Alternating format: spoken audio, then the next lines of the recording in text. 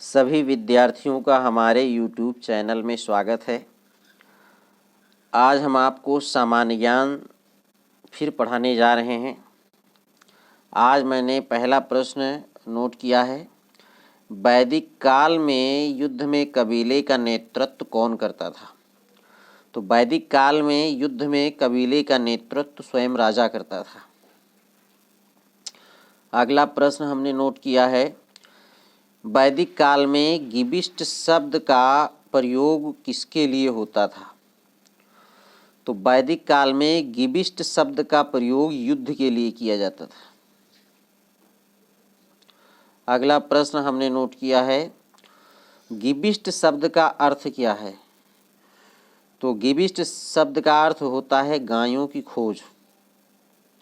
अगला प्रश्न हमने नोट किया है, दशराग युद्ध का उल्लेख कहाँ मिलता है।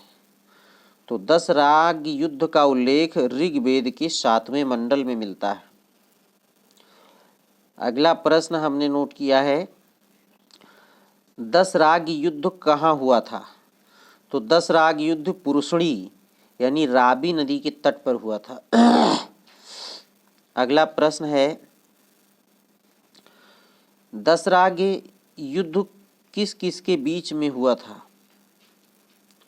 तो दशराग युद्ध राजा सुदास एवं 10 जनों के बीच में हुआ था। अगला प्रश्न है, दशराग युद्ध में कौन विजयी हुआ।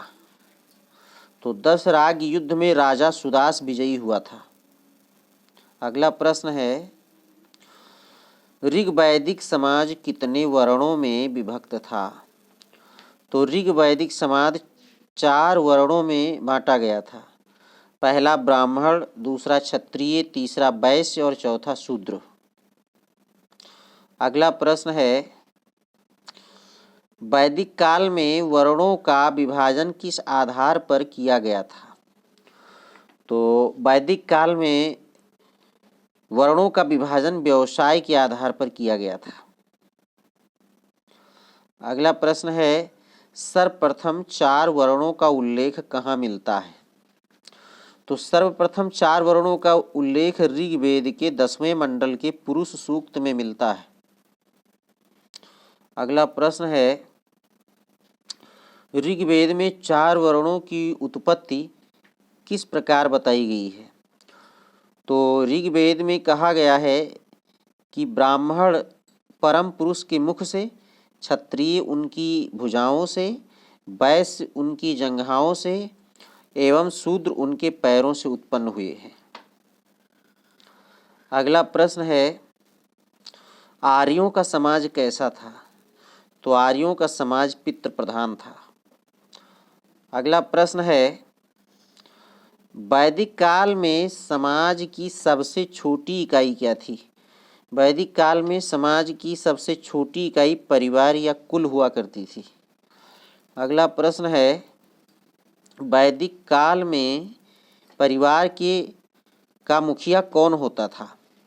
तो वैदिक काल में परिवार का मुखिया पिता होता था। अगला प्रश्न है, वैदिक काल में परिवार के मुखिया को क्या कहा जाता था। तो वैदिक काल में परिवार के मुखिया को कुलप कहा जाता था। अगला प्रश्न है, वैदिक काल में यज्ञ में कौन कौन से लोग भाग लेते थे। तो वैदिक काल में यज्ञ में पति और पत्नी दोनों भाग लेते थे। अगला प्रश्न है, वैदिक काल में कौन कौन सी प्रथा नहीं थी।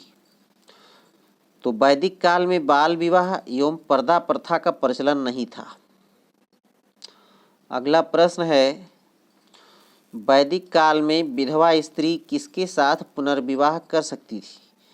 तो वैदिक काल में विधवा स्त्री अपने मृतक पति के छोटे भाई अर्थात अपने देवर के साथ विवाह कर सकती थी। अगला प्रश्न है, क्या वैदिक काल में स्त्रियों को शिक्षा ग्रहण करने का अधिकार था। हाँ, वैदिक काल में स्त्रियां शिक्षा ग्रहण कर सकती थीं। अगला प्रश्न है, वैदिक काल में विदुषी महिलाएं कौन कौन सी थीं। तो वैदिक काल में ऋग्वेद में उल्लेख मिलता है। ऋग्वेद में लोपामुद्रा, घोषा, सिक्ता, अपाला, योम, विश्वास, इसको विश्वारा भी कहा गया है, जैसी विदुषी महिलाओं का वर्णन है।